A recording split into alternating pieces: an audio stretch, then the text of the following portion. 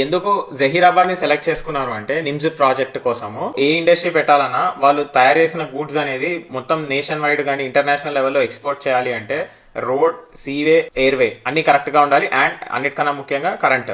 See port వచ్చేటప్పటికి Krishnapatnam port and Jawaharlal Nehru port రెండు కూడా ఈక్వి డిస్టెంట్ గా ఉంటాయి, 600 kilometres.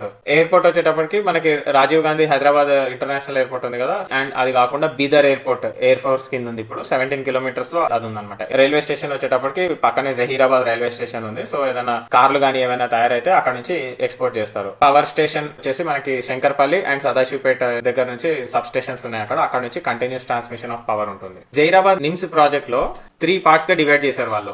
Logistics hub, manufacturing zone and central non processing zone గా. సో ఇక్కడ డిఫరెంట్ కైండ్ ఆఫ్ ఇండస్ట్రీస్ వస్తున్నాయి. Food and agro processing units, non metallic minerals, automobiles, machinery, electronics, transport equipment. So ఇటువంటివన్నీ